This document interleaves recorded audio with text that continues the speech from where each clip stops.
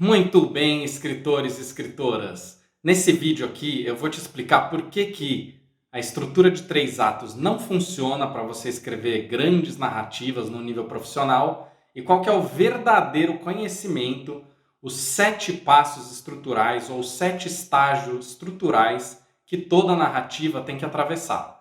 Seja muito bem-vindo a mais um episódio de Anatomia da História. Bom, para começar, vamos entender por que a estrutura de 3 atos ela é uma forma mecânica e simplista de tentar resumir os movimentos da história e por que na hora de você criar uma grande narrativa você vai ficar muito frustrado porque você não vai conseguir realmente reproduzir aquele nível dos profissionais que realmente chegam a ser um best-seller, chegam nas telas de cinema. Então, a estrutura de 3 atos, ela remonta aos tempos do teatro antigo, quando a gente ainda tinha que abrir e fechar, né, as cortinas no início dos atos. Isso é uma coisa que já nem no teatro a gente precisa fazer hoje em dia, muito menos no cinema ou num livro. Se a gente olhar para uma grande narrativa, como se a gente estivesse olhando aqui para uma pizza napolitana original, aquela feita na Itália mesmo, basicamente a gente estaria dizendo que quantas fatias eu corto dessa pizza vai me explicar como é que eu reproduzo essa pizza. Agora, me diz, cortar a pizza em 3 ou 4 ou até 5 fatias ou 5 atos vai me ensinar, vai me explicar realmente qual que é a fórmula, qual que é o conhecimento, a sabedoria por trás dessa pizza? Como é que eu preparo a massa, o tipo de queijo, a seleção dos ingredientes, a temperatura do forno? Acho que não, certo? Então, escrever uma grande obra é a mesma coisa. A gente dividir histórias em determinados pedaços e falar essa é a primeira parte, esse é o meio e esse é o trecho final da obra, não vai te ensinar você a criar uma grande história. Mas então tá bom, agora que a gente tem uma noção básica aqui do problema que é tentar escrever uma grande narrativa usando essa estrutura superficial e mecânica que é o 3 atos, vamos então aqui trabalhar o que seria o verdadeiro conhecimento concebido originalmente por John Truby, que é o maior consultor de roteiros do mundo, na Anatomia da História. Então a gente vai tratar aqui os 7 passos estruturais ou 7 estágios estruturais que toda a história tem que atravessar. Basicamente, se a história não atravessar esses 7 estágios, ela não vai ser uma história completa, alguma coisa vai ficar faltando. Então vamos lá. Qual é o primeiro estágio, o primeiro passo estrutural que toda a história tem que atravessar? É a fraqueza e necessidade. Nesse estágio da história, a gente vai entender, a gente vai perceber que seu personagem principal vai ter uma ou mais fraquezas, literalmente são defeitos na personalidade do seu herói ou heroína. Um personagem principal que começa perfeito, sem nenhuma falha, sem nenhum defeito, ele não vai poder atravessar uma transformação até o final da história. Ou seja, não vai ter arco da sua personagem. Então essa fraqueza ou fraquezas que o seu herói ou heroína vai apresentar no início da história não é só uma coisinha qualquer. Ela é uma fraqueza psicológica que afeta o próprio personagem e também uma fraqueza moral. Ou seja, essa fraqueza do herói ou heroína, ela afeta negativamente não só o próprio personagem, como também as pessoas à volta dela. É isso que faz a fraqueza moral que está afetando ou ferindo também pessoas em volta do personagem. Essa fraqueza, ela basicamente vai estar comprometendo a vida da nossa personagem. Ela é uma falha de caráter tão fundamental que, apesar das qualidades do nosso herói, essa fraqueza vai estar impedindo nosso herói de viver uma vida boa, de viver de uma vida correta consigo e com os outros, e vai estar basicamente sabotando a vida do nosso herói. Ainda no primeiro estágio, ela vai se desenrolar de uma forma objetiva no mundo como a necessidade.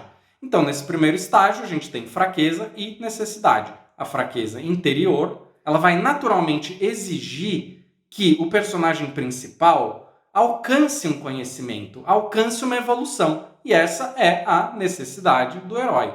Baseada na fraqueza do herói, ele vai ter uma necessidade que precisa se manifestar objetivamente no mundo. Agora, o segundo estágio é o desejo. O desejo é aquilo que o herói vai buscar, é o que ele quer, é o objetivo prático, literal, que ele vai ter nessa história. Fique bem claro aqui que o desejo ele é específico àquela narrativa. Não é um desejo da vida do herói. Por exemplo, a felicidade ela não é um desejo. Ela é uma missão maior, ela está mais ligada à necessidade do que ao desejo. O desejo ele é objetivo e é prático. E enquanto o desejo da sua protagonista não entra em cena, a audiência ou o leitor ainda não vai se envolver com a sua história. É o desejo do herói que vai ser o trilho do trem, a linha que vai segurar a sua trama. E esse desejo não só tem que ficar claro para o seu leitor e para a sua audiência, que a gente vai torcer pelo personagem para ele alcançar esse desejo. E até o final da história também tem que ficar claro se o seu herói ou heroína alcançou esse desejo ou não. O terceiro estágio estrutural fundamental que toda a história tem que atravessar é o quê? É o oponente. O oponente, basicamente, ele é qualquer personagem que queira impedir o seu herói de alcançar o seu desejo, de alcançar seu objetivo. Qualquer personagem que não quer que o herói realize aquele desejo, que quer impedir de alguma forma o herói de chegar naquele desejo, é um oponente. Isso aqui raramente fica claro e falta muita informação e técnicas práticas para a gente entender isso. Então, muito cuidado aqui. O oponente, ele não é uma personagem puramente maligna, que é má por natureza e só perpetra ações malignas e fala coisas malignas. Isso vai criar um vilão que é sem dimensão, sem profundidade e vai impedir completamente você de escrever uma boa história. Qual que é o segredo aqui para um oponente profundo e poderoso que vai se manifestar através da sua narrativa? Esse oponente, ele não só quer impedir o herói de alcançar o objetivo, de realizar seu desejo, mas ele também quer a mesma coisa. Então, boas histórias, ela tem o herói e o oponente principal lutando por um mesmo objetivo.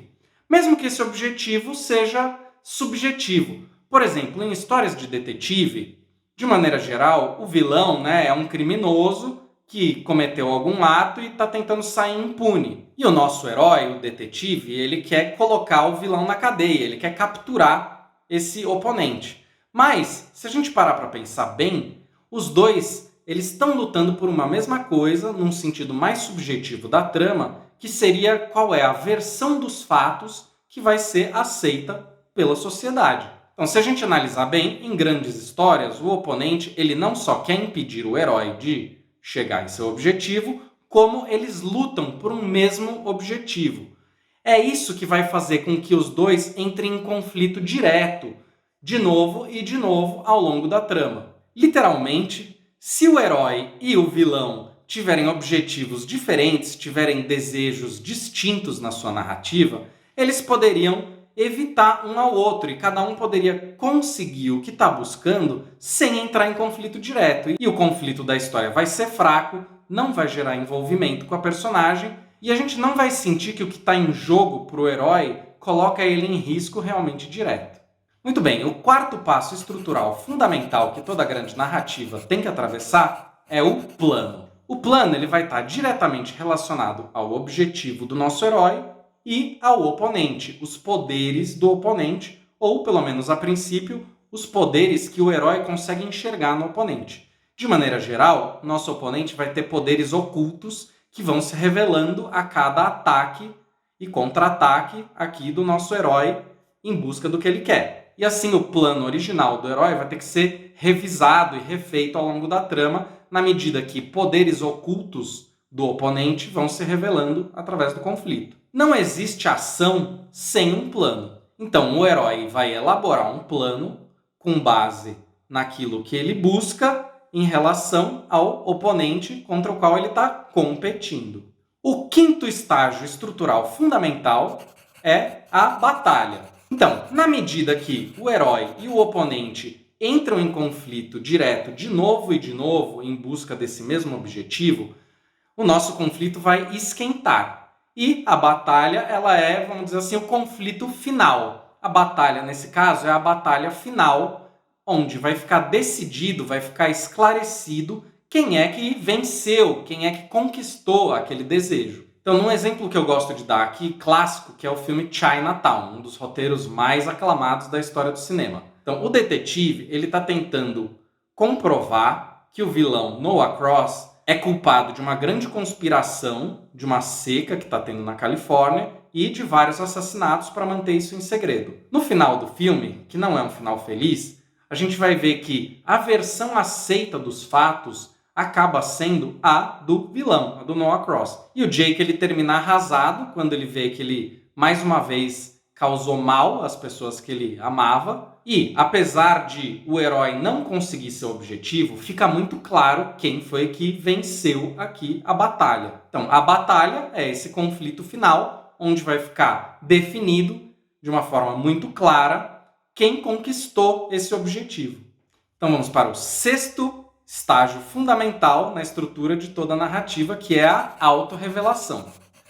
A autorrevelação ela é um grande insight que o seu herói vai ter ou deixar de ter no final da história. Ela é o grande ensinamento que você veio trazer através da estrutura da sua história. Na medida que o herói vai atravessar essa prova de fogo, essa prova severa da batalha, ele vai ter um grande ensinamento, ele vai ter um grande insight, uma grande epifania, onde vai ficar claro para ele a forma de atuar no mundo e em relação aos outros.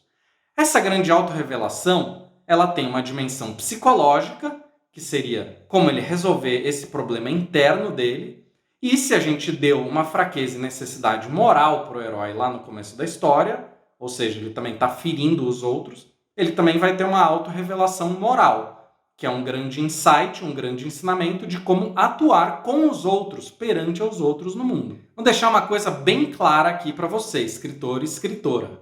A qualidade da sua história depende diretamente da qualidade dessa autorrevelação. É aqui que você vai transmitir a sua mensagem para o mundo sobre a sua forma de interpretar o mundo e qual é a forma ideal de a gente atuar no mundo. Quais os valores que são superiores na existência. Mas, Alika, não tem histórias em que o herói termina sem ter uma autorrevelação? Com certeza. Essa autorrevelação ela pode funcionar de muitas formas. Por exemplo, em histórias trágicas, em tragédias, de maneira geral, o nosso herói ele vai ter essa autorrevelação tarde demais, depois do momento em que ele poderia fazer algo a respeito. E por isso a história vai ter um final trágico. Apesar dele ter o aprendizado, ele é incapaz de aplicar aquilo antes que aconteça uma catástrofe. Um outro exemplo seria o gênero da comédia, que tem vários subgêneros, mas de maneira geral essa autorrevelação vai chegar para o nosso herói, mas não de uma forma completa. Então é muito comum em filmes de comédia a gente testemunhar que o herói recebeu aquele grande insight, mas essa lição vai ser cortada abruptamente, com alguma piadinha ou alguma coisa que vai mostrar que a lição não foi de fato completamente aprendida. De uma forma ou de outra, a gente quer elucidar, através da estrutura da história, qual é esse grande ensinamento que a nossa história veio transmitir, mesmo que o herói ou heroína não consiga concretizar isso na prática. Agora, um alerta, tome muito cuidado. Nunca, jamais, faça o seu protagonista já sair falando o que ele aprendeu. Isso é um sinal de amadorismo e vai, com o perdão da palavra, broxar completamente a sua audiência, o seu leitor. A solução para isso é que, desenvolvendo esses 7 passos, você não vai precisar que o seu protagonista fale isso da boca para fora. Isso vai ter sido expresso, manifestado através da natureza da sua história, do conflito e da resolução. E, finalmente, o 7º estágio estrutural que toda narrativa tem que atravessar é o novo equilíbrio. Veja bem, o conceito do novo equilíbrio ele vai muito além de um simples final da história. Aqui tudo vai voltar ao normal, digamos dessa forma. Mas o nosso protagonista, o herói ou heroína, ele vai ter atravessado uma transformação definitiva e, com base na nossa autorrevelação, ele vai ter subido ou descido um degrau, um nível da existência. Como assim? Bom, se a autorrevelação foi positiva, o nosso herói ele vai ter aprendido uma grande lição, ele vai ter alcançado um grande ensinamento e ele vai ter aprendido como atuar consigo mesmo e com os outros. E tudo vai voltar ao normal, mas ele vai ter subido um degrau da existência. No caso de uma autorrevelação negativa, quando o nosso protagonista, ou de uma forma trágica, descobriu isso tarde demais, ou simplesmente não foi capaz de perceber qual que era essa grande lição que ele tinha que aprender, ele vai sucumbir ou ser destruído. E essas são histórias onde o herói vai terminar descendo um degrau da existência. Ficou claro? Maravilha, escritores e escritoras. Agora, para você botar a mão na massa, como é que você vai fazer? Você quer começar criando a autorrevelação. Por quê? Sabendo qual é o ensinamento que o seu herói tem que alcançar no final, aí sim você vai saber quais são as fraquezas que ele tem que apresentar. Quando você souber o que você quer que ele aprenda, qual é a grande mensagem que você quer transmitir, você vai, com base em contraste e oposição, saber qual é a fraqueza.